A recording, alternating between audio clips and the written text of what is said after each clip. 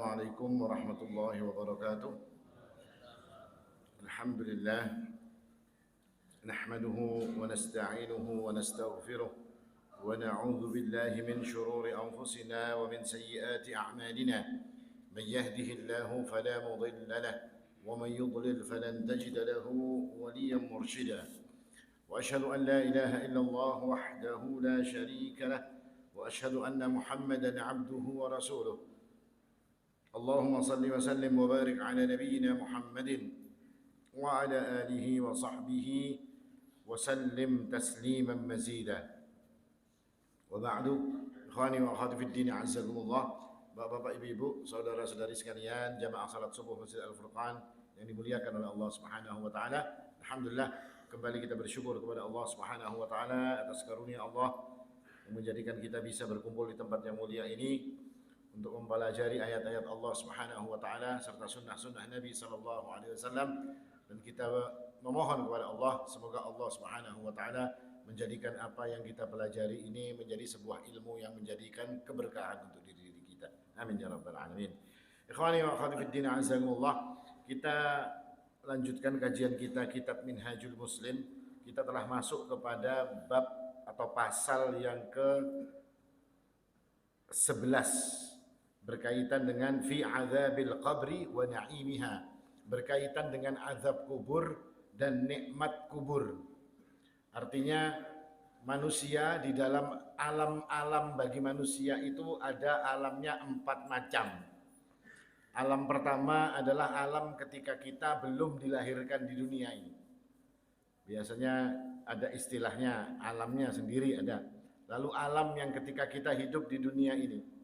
Setelah itu masuk kepada alam kubur. Baru yang terakhir nanti adalah alam akhirat. Nah, adzabul kubur ini adalah alam yang lain setelah alam kita yang hari ini. Artinya ini adalah sesuatu yang pasti akan terjadi pada manusia.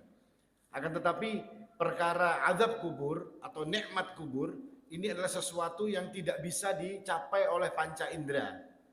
Mata kita, hati kita, atau pikiran kita tidak akan bisa mencapai tentang apakah di dalam kubur itu seperti apa modelnya. Kita tidak bisa melihatnya, kita tidak bisa mendengarnya. Akan tetapi yang dituntut di dalam perkara-perkara yang seperti ini atau perkara-perkara yang disebut sebagai perkara ghaibiyah, perkara-perkara gaib, yang dituntut itu adalah iman.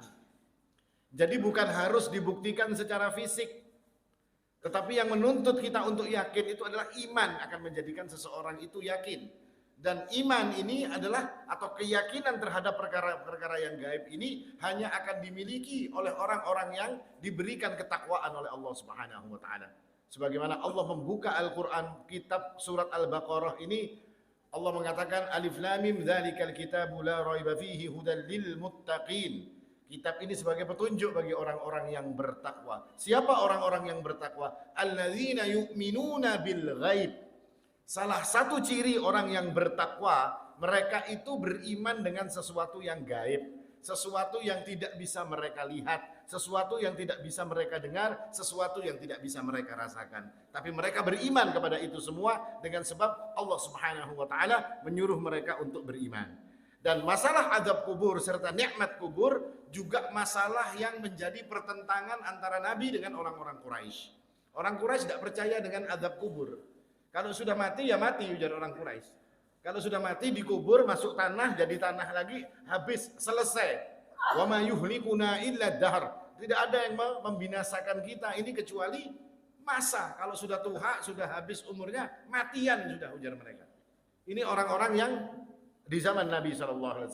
Tetapi kemudian muncul di zaman sekarang orang-orang yang mengintisabkan, yang bernasab atau yang mengatakan mereka ini adalah orang-orang Islam. Mereka intisab kepada Islam. Mereka mengaku sebagai kaum muslimin, akan tetapi mereka tidak percaya dengan azab kubur. Nah, orang-orang ini biasanya dikenal dengan nama ingkarus sunnah. Kenapa kok mereka tidak percaya kepada azab kubur? Orang-orang ingkarus sunnah itu hanya mencukupkan beragama dari Al-Quran saja. Mereka tidak mau menerima hadis. Hadis kata mereka tidak dipakai. Karena itu sifatnya dhon kata mereka. Sesuatu yang cuma diriwayatkan, tidak ada jaminan, kata mereka ini berkaitan dengan hadis. Sehingga ketika mereka melihat di dalam Al-Quran, memang di dalam Al-Quran tidak ada kalimat azab kubur tidak dijelaskan. Kalimat secara jelas menyebutkan tentang azab kubur di dalam Al-Quran tidak ada. Tapi ayat-ayat yang mengisyaratkan secara tersirat bahwasanya itu adalah azab kubur di dalam Al-Quran banyak. Tapi mereka tidak mau tahu. Yang mereka inginkan adalah mereka ingin tahu azab kubur itu disebutkan di dalam Al-Quran. Sedangkan berkaitan dengan azab kubur itu kebanyakan disebutkan di dalam hadis-hadis Nabi Sallallahu Alaihi Wasallam. Sedangkan secara tersirat azab kubur itu disebutkan oleh Allah Subhanahu Wa Taala di dalam Al-Quran. Nah ini berkaitan dengan orang-orang yang menolaknya. Dan seorang mukmin itu yu'minul muslimu bi anna na'imal qabri wa adzabahu. Seorang mukmin itu beriman, seorang muslim itu beriman bahwasanya azab kubur, nikmat kubur dan azab kubur, wa su'alul malakaini fihi haqqun. Bahwasanya azab kubur, nikmat kubur, pertanyaan dua orang malaikat yang ada di dalam kubur itu kata seorang mukmin adalah haqqun. Ini yang dituliskan oleh Syekh Abu Bakar Al-Jazairi. Itu adalah benar. Itu akan pasti terjadi. Dan kemudian Syekh Abu Bakar Al-Jazairi menyebutkan beberapa dalil yang menegaskan tentang adanya azab kubur. Yang pertama, beliau memasukkan dalil-dalil berkaitan dengan dalil-dalil Al-Quran. Beliau menyebutkan, walau tara id yatawaffal ladzina kafarul malaikatu yadribuna wujuhahum wa adbarahum wa dhuqu adzabal hariq dzalika bima qaddamat aydikum wa anna Allaha laisa bidhallamin lil 'abid. Hadis dalil pertama yang disebutkan oleh Syekh Abu Bakar Al-Jazairi, beliau mengatakan, seandainya kamu melihat ketika malaikat-malaikat Allah Subhanahu wa taala itu mematikan orang-orang kafir, sambil malaikat-malaikat itu yadribuna wujuhahum wa adbarahum. Orang-orang kafir ini ketika dicabut nyawanya oleh malaikat dengan dipukul wajahnya dan punggungnya. Kenapa mereka dipukul wajahnya dan dipukul punggungnya? Karena para malaikat ini waktu datang mendatangi orang kafir untuk mencabut nyawanya, malaikat itu mengatakan, ayyatuhan nafsul khabithah ukhruji ila ghadabim minallah. Keluarlah engkau kepada wahai jiwa yang jelek, kata malaikat tersebut. Keluarlah engkau untuk menuju kepada murkanya Allah Subhanahu wa taala. Maka jiwa ini kemudian roh yang akan dicabut ini fatafarraqa fi jasadih. Dia lari ke sana kemari di dalam tubuhnya. Dia tidak mau keluar daripada tubuhnya. Maka kemudian malaikat ini pun yadribuna wujuhahum wa adbarahum. Dipukulinya oleh malaikat ini untuk dipaksa roh itu keluar dari badan-badan mereka. Ini sebagai disebutkan nanti di dalam hadis yang panjang, hadis Barra bin Azib. Beliau menyebutkan hadis Nabi SAW seperti itu. Wa dhuqu adzabal hariq. Keluar engkau, kata para malaikat ini tadi, dan rasakan azab yang membakar yang akan diterima oleh diri-diri kalian. Dzalika bima qaddamat aydikum wa anna Allaha laisa bidhallamin lil 'abid. Dan semua azab yang kalian dapatkan, semua kejelekan yang kalian dapatkan, ini adalah berkat ulah tangan kalian sendiri. Dan Allah sedikit pun tidak pernah menzalimi hamba-hambanya. Dari ayat ini, para ulama tafsir mengatakan ini salah satu bentuk bahwasanya ini menunjukkan adanya azab kubur. Di mana kaitannya? Kubur itu adalah gerbang daripada akhirat. Maka ketika orang-orang ini mati, orang-orang kafir ini mati, nanti disebutkan di dalam hadis Barra bin Azib yang terkenal itu, orang-orang yang mati dalam keadaan kafir ini nanti setelah dicabut nyawanya, lalu dia akan dibawa ke langit. Di antara perjalanan bumi dan langit itu nanti akan ketemu dengan malaikat-malaikat yang banyak. Mereka akan bertanya, siapa ini? Baunya busuk, kok keadaannya begitu jelek? Maka disebutkan oleh di dalam hadis tersebut dikatakan, ini adalah Fulan ibnu Fulan. Disebutkan namanya dan disebutkan nama bapaknya serta disebutkan kejelekan-kejelekannya. Ini Fulan ibnu Fulan, si pezina. Ini Fulan ibnu Fulan, seorang peminum khamr. Ini Fulan ibnu Fulan, seorang pemakan riba. Disebutkan semuanya sampai menuju ke langit. Setelah di langit, pintu-pintu langit tertutup. Maka Allah Subhanahu wa taala mengatakan uktub fi sijjin, tuliskan untuk hambaku ini, kata Allah Subhanahu wa taala, di dalam sijjin. Sijjin itu apa? Wa ma adraka ma sijjin, kitabum marqum, kata Allah Subhanahu wa taala. Kitab itu sebuah catatan yang diberikan oleh Allah Subhanahu wa taala. untuk nama orang-orang yang bakal dimasukkan ke dalam neraka jahanam oleh Allah Subhanahu wa taala. Nah, setelah orang ini ditulis namanya, maka jiwanya dikembalikan lagi kepada ruhnya, dikembalikan lagi kepada jiwanya di kuburnya untuk apa? Untuk menerima azab dari Allah Subhanahu wa taala. Makanya kata Sayyidina Utsman bin Affan, "Innal qabra awwalu manzilin min manazilil akhirah." Sesungguhnya kubur itu, kata Sayyidina Utsman, itu adalah salah satu tempat, salah satu tahapan daripada tahapan-tahapan akhirat. Fa in naja minhu fama ba'dahu aisaru minhu. Orang yang selamat nanti di dalam kuburnya, maka setelah kuburan dia akan gampang. Akhiratnya insyaallah akan gampang. Wa in lam yanju fama ba'dahu asyaddu minhu. Tapi siapa yang tidak selamat nanti di kuburan, setelah kuburan ini akan lebih dahsyat dia dapatkan.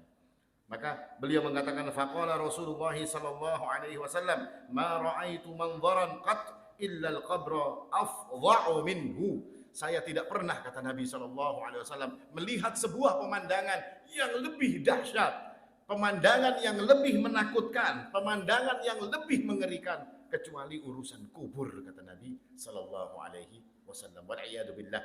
Mudah-mudahan kita ini dilindungi oleh Allah daripada yang namanya azab kubur.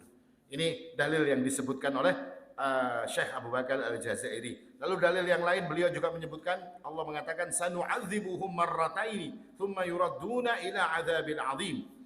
Maka kami akan mengadab mereka itu 2 kali, kata Allah Subhanahu wa taala. Mereka ini orang-orang kafir akan kami adab sebanyak 2 kali. Baru nanti mereka diserahkan, diteruskan nanti azabnya dengan azab-azab yang begitu besar, azab yang pedih, azab yang besar akan disediakan oleh Allah Subhanahu wa taala kepada mereka. Dan azab 2 kali di sini yang dimaksud adalah azabul qabr dan azabul jahannam. Mereka akan diadab dalam kuburnya 1 kali, nanti mereka di dalam jahannam akan diadab lagi oleh Allah Subhanahu wa taala. Nah, ini menguatkan bahwasanya 2 azab itu akan diterima oleh orang-orang kafir, dan ini dalil sebagaimana disebutkan oleh Abu Bakar Al-Jazairi, dalil tentang adanya azab kubur. Di ayat lain beliau rahimahullahu taala juga mengatakan berkenaan dengan keluarga Fir'aun, an-naru yu'raduna 'alaihi ghuduwan wa 'ashiyya. Nanti Fir'aun dan kelompoknya ini akan diperlihatkan kepada mereka itu neraka pagi dan sore. Setiap hari akan ditampakkan kepada orang-orang Fir'aun dan kelompoknya ini, neraka itu pagi dan sore akan ditunjukkan. Lalu pertanyaannya, di mana mereka kok cuma ditunjukkan neraka? Di mana tempat mereka kok tidak langsung aja dimasukkan ke dalam neraka? Tapi mereka ada di satu tempat yang neraka cuma ditunjukkan kepada mereka ini. Lalu dikatakan kepada orang-orang ini, wa yaumal qiyamati yauma taqumus sa'atu adkhilu ala fir'auna asyaddul adab. Nanti hari kiamat akan diperintahkan oleh Allah Subhanahu wa taala, masukkan Fir'aun dan kelompoknya ini ke dalam azab yang begitu dahsyat. Nah, sekarang mereka di mana kok ditunjukkan itu tadi? Nah, makanya kata para ulama, mereka hari inilah ayat yang paling jelas di dalam Al-Qur'an yang menunjukkan bahwasanya azab kubur itu ada. Artinya mereka cuma ditampakkan saja oleh Allah Subhanahu wa taala tentang tempat mereka di dalam kuburan. Nah, ini nanti disebutkan oleh Rasulullah sallallahu alaihi wasallam di dalam sebuah hadis. Nabi mengatakan, "Idza mata ahadukum urida alaihi maq'aduhu bil ghadati wal 'ashi." Ketika salah satu dari kalian itu meninggal dunia, kata Nabi sallallahu alaihi wasallam, urida alaihi, akan ditunjukkan kepadanya maq'aduhu, tempatnya nanti di akhirat itu seperti apa? Tempat kita itu nanti seperti apa? Akan ditunjukkan bil ghadati wal 'ashiyyi, dan setiap pagi dan sore akan ditunjukkan tempat kita oleh Allah Subhanahu wa taala. Maka di mana ini akan ditunjukkan? Tidak ada jawaban lain kecuali bahwasanya ini ada di dalam kuburan. Orang akan ditunjukkan seperti apa tempatnya kelak ketika kiamat itu sudah datang. Wa in kana min ahlin nar fa min ahlin nar. Kalau dia itu ditetapkan oleh Allah Subhanahu wa taala dengan amalnya yang begitu buruk, dia masuk ke dalam neraka, maka pagi dan sore dia akan ditunjukkan neraka oleh Allah Subhanahu wa taala. Wal iyadu billah. Fayuqalu lahu hadza maq'aduka hatta yab'atsaka Allahu ila yaumil qiyamah. Lalu dikatakan kepada orang tersebut, inilah tempatmu nanti di dalam neraka dan engkau akan menempatinya ketika nanti Allah Subhanahu wa taala telah membangkitkan dirimu. Artinya kalau engkau akan dapat tempat ini nanti ketika kiamat itu telah datang. Ini orang-orang yang kafir, orang-orang yang ahli neraka. Adapun yang orang-orang ahli surga, di dalam riwayat lain disebutkan akan ditunjukkan tempatnya di surga. Nikmat-nikmatnya di surga akan ditunjukkan. Makanya nanti dua orang ini akan punya doa yang berbeda. Dalam hadis-hadis yang di dalam kitab ini terpotong. Di dalam hadisnya yang aslinya, yang panjangnya, dua orang ini nanti akan berdoa. Orang yang ahli neraka akan berkata, ya Allah, neraka kiamatnya nanti saja. Tunda kiamat wahai Allah, undurkan kiamat itu, jangan sampai kiamat itu datang dulu. Kenapa? Karena mereka sudah melihat azab mereka nanti di akhirat. Sedangkan orang-orang yang beriman, yang telah melihat kedudukan mereka nanti di surganya Allah dengan berbagai macam nikmat yang mereka lihat, maka mereka mengatakan, ya Allah, segerakan kiamat. Segerakan kiamat wahai Allah. Untuk apa mereka meminta segerakan kiamat? Untuk agar mereka bisa mendapatkan tempat yang sudah ditunjukkan kepada diri-diri mereka. Nah ini berkaitan dengan adab dan nikmat kubur. Lalu Allah Subhanahu wa taala juga menyebutkan dalam Al-Qur'an, yuthabbitullahu alladhina amanu bil qawli tsabiti fil hayatid dunya wa fil akhirah wa yudhillullahu adh-dhalimina wa yaf'alullahu ma yasha. Allah itu meneguhkan bagi orang-orang yang beriman itu dengan qawli tsabit, dengan perkataan yang kokoh, dengan perkataan yang kuat di dunia dan di akhirat. Apa perkataan ini tadi? Dikatakan oleh para ulama yang disebut dengan qaulus tsabit adalah pertanyaan kubur. Itu qaulus tsabit. Fil hayati dunya wa fil akhirah. Mereka di dunia itu tsabit dengan perkataan atau pertanyaan seperti yang ada dalam kubur. Di dunia mereka seperti itu. Di akhirat, di alam kubur, kata Qatadah, salah satu imam ahli tafsir, kata Qatadah, di alam kubur mereka pun akan ditetapkan oleh Allah Subhanahu wa taala dengan pertanyaan itu. Apa maknanya? Akan dimudahkan untuk menjawab pertanyaan-pertanyaan kubur. Yuthabbitullahu alladhina amanu bil qawli tsabit. Artinya Allah akan memudahkan orang ini untuk menjawab pertanyaan-pertanyaan kubur. Makanya ketika orang itu meninggal dunia, seperti dalam sunnah Nabi Shallallahu Alaihi Wasallam, apa yang dikatakan oleh Rasulullah? Istaghfiru li akhikum, kata Nabi, ya kan? Mintakan maaf untuk saudaramu. Lalu terusannya, was'alullaha lahu tatsbit. Mintakan kepada Allah agar dia ini mendapatkan keteguhan, supaya dia diteguhkan, diberikan tatsbit. Di dalam ayat ini dikatakan yutsabbit, supaya hamba yang ada dalam kubur saudara kita ini diberikan tasbit. Untuk apa diberikan tasbit? Karena kata Nabi, fa innahul ana yus'al. Karena dia hari ini, saat ini dia akan ditanya oleh malaikat. Makanya tasbit atau keteguhan yang diberikan oleh Allah Subhanahu wa taala kepada orang-orang yang beriman itu seperti apa? Dijelaskan dalam sebuah hadis, innal abda idza wudi'a fi qabrih wa tawalla anhu ashabuh wa innahu la yasma'u qar'a ni'alihim. Orang itu kalau diletakkan dalam kubur lalu ditinggalkan oleh orang-orang yang mengantar, maka orang yang ada di dalam kubur ini mendengar bunyi sandal-sandal orang yang meninggalkan mereka. Nah, nanti ini jadi dalil para ulama, salah satu dalil para ulama bahwasanya masuk kuburan itu tidak harus lepas sandal. Ini dalilnya salah satunya. Kenapa? Ini dijelaskan bahwasanya ini mendengar sandal mereka. Nah, ini nanti kalau bab fikih nanti kita bahas, Pak lah. Atahu malakani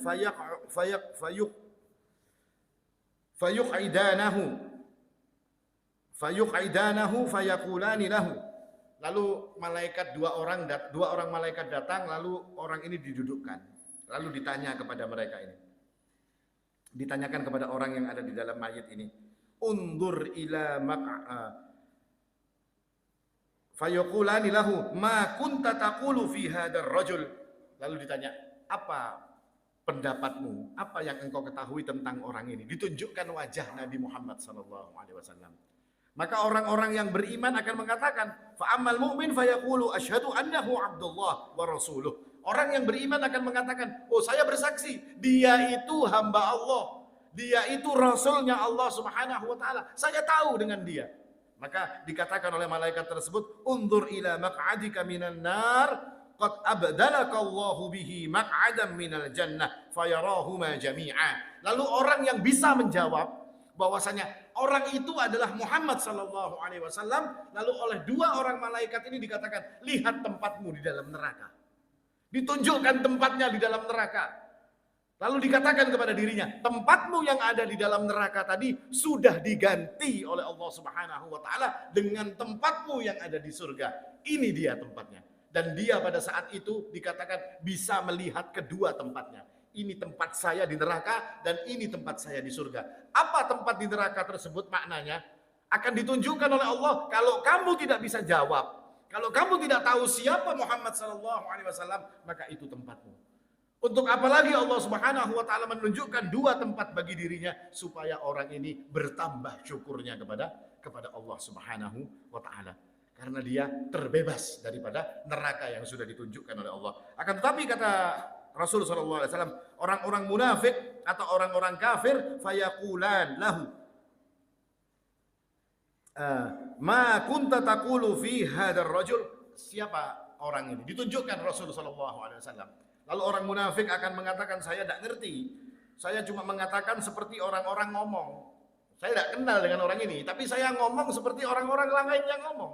Maka orang ini tadi kemudian la daraita wa la talait. Kamu tidak mengerti dan kamu tidak membaca tentang orang ini, kata dua malaikat tersebut. Maka wa yudrabu bil matariq min hadid darbatan fayasihu. Maka dia ini dipukul dengan palu atau dengan pemukul yang terbuat dari besi. Fayasihu sayhatan. Lalu dia kemudian berteriak dengan satu teriakan yang dahsyat. Yasma'uhu man yalihi ghairat thaqalain. Siapapun dari makhluk Allah akan mendengar teriakan orang ini, kecuali manusia dan jin yang tidak bisa mendengar.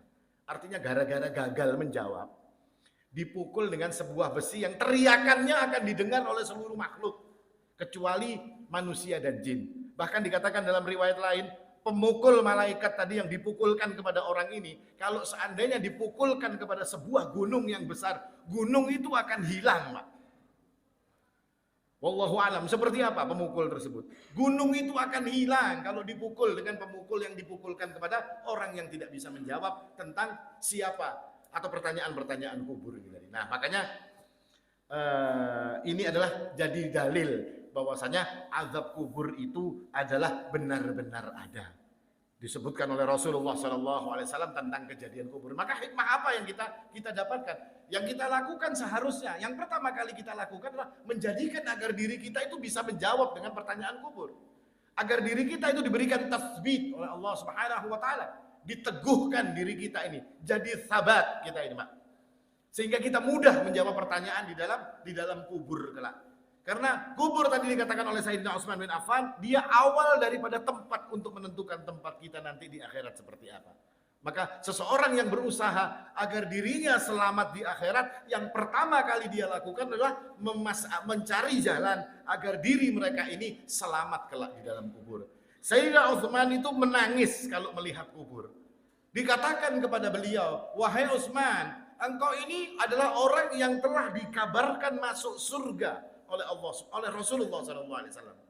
Nabi kabarkan engkau masuk surga. Terus buat apa engkau menangis? Apa jawab Sayyidina Utsman? Nabi memang mengabarkan saya kelak selamat di surga, tapi Nabi tidak pernah mengatakan saya selamat di dalam kuburan. Masya Allah. Nabi tidak pernah mengatakan saya selamat di kubur. Nabi mengatakan saya selamat di akhirat kelak, masuk surga. Tapi di kubur, wallahu a'lam. Ini yang saya pikirkan, kata Sayyidina Utsman bin Affan. Nah, ini sesuatu yang dahsyat, sesuatu yang sangat mengerikan. Bahkan disebutkan dalam hadis-hadis yang lain, semua orang yang masuk ke dalam kubur itu, Pak, akan dihimpit oleh kubur. Kubur itu akan mengecil, menghimpit orang tersebut.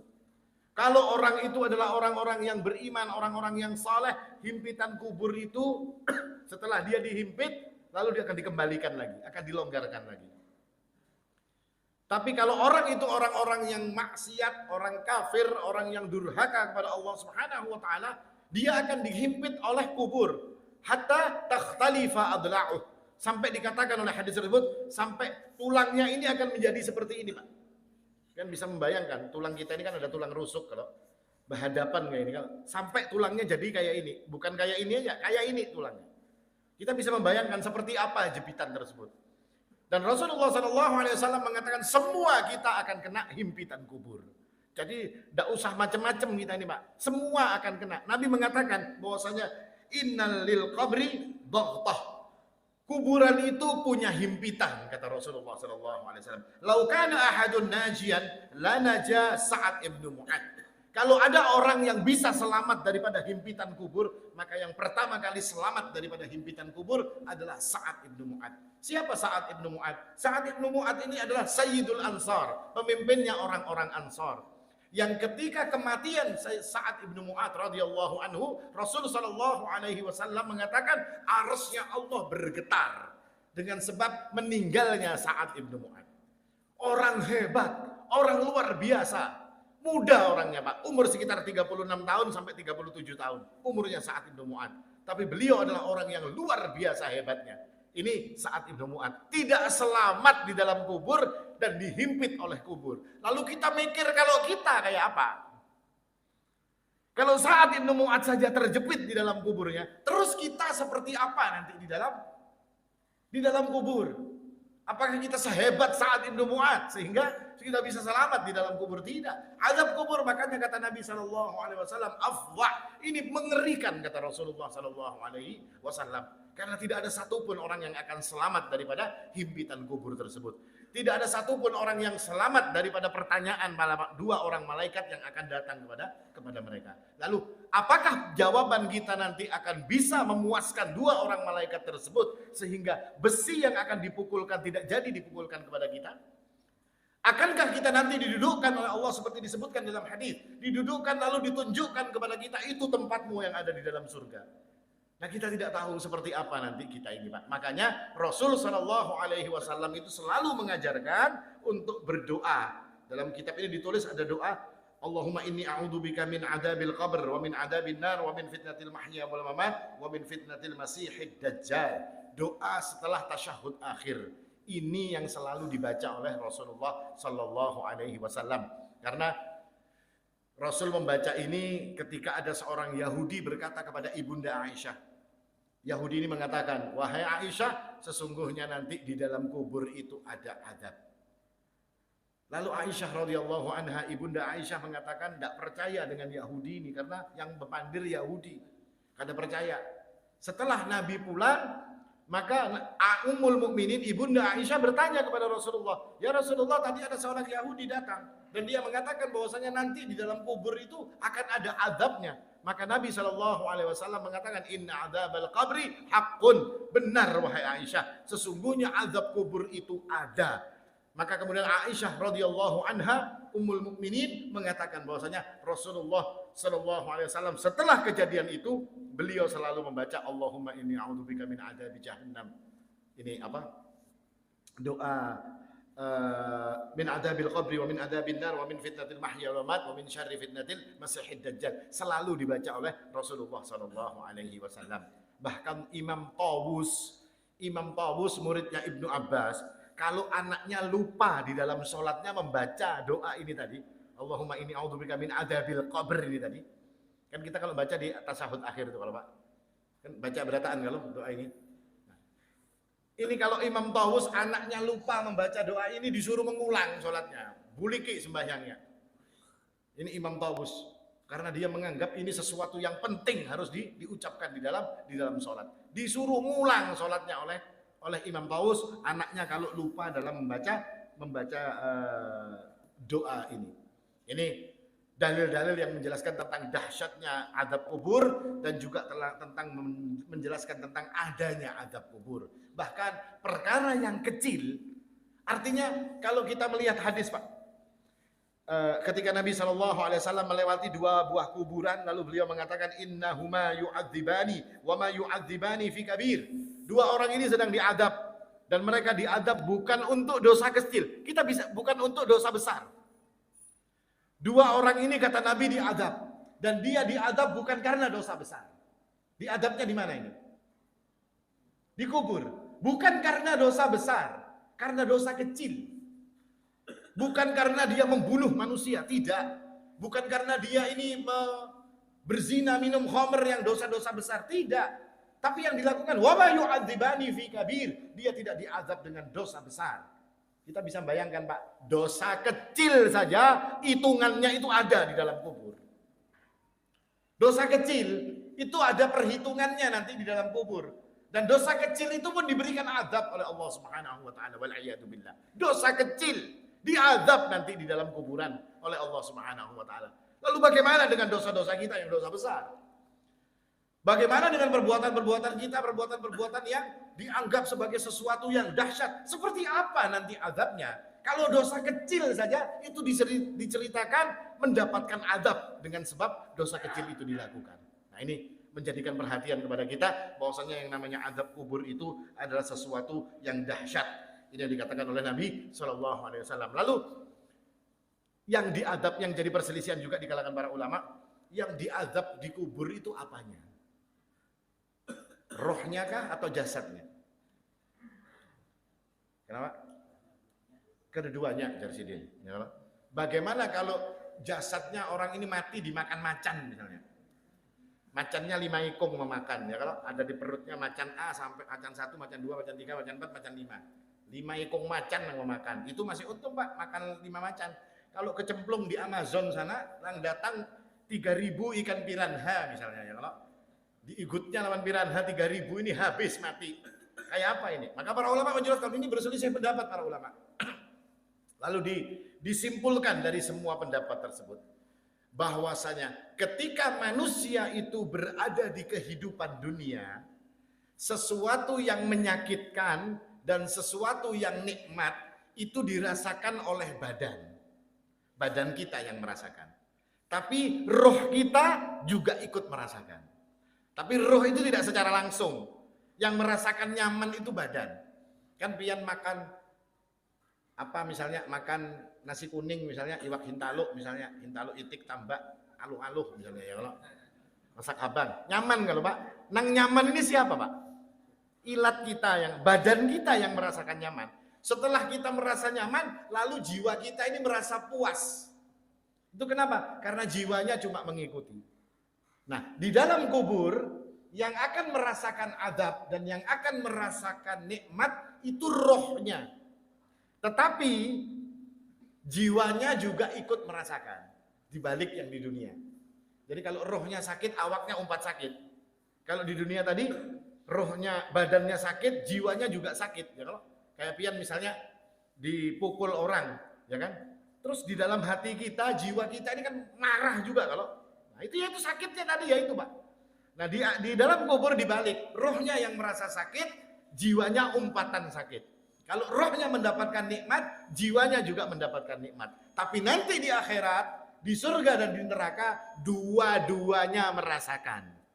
Rohnya akan merasakan sakit ketika dia berada di neraka, badannya pun akan merasa sakit ketika mereka berada di neraka. Kalau masuk surga bagaimana? Badannya akan merasakan nikmat, rohnya juga akan merasakan kenikmatan surganya Allah Subhanahu wa taala. Nah ini kesimpulan yang diberikan oleh para ulama berdasarkan khilaf atau perselisihan di antara mereka berkaitan dengan seperti apa azab kubur tersebut. Ini kira-kira yang bisa disampaikan. Artinya dalil-dalil yang ada ini menunjukkan bahwasanya tentang adanya azab kubur. Ini membantah orang-orang yang mengatakan bahwasanya azab kubur itu tidak ada. Karena mereka nanti akan berdalil juga Pak di surat Yasin itu ada ayat yang mengatakan ketika orang-orang itu dibangkitkan dari kuburnya, mereka akan mengatakan man ba'atsana min marqadina. Siapa yang membangkitkan kami? Siapa yang membangunkan kami dari tidur kami? Jadi kata mereka, berarti mereka dulu itu tidak tahu kalau mereka itu diadab.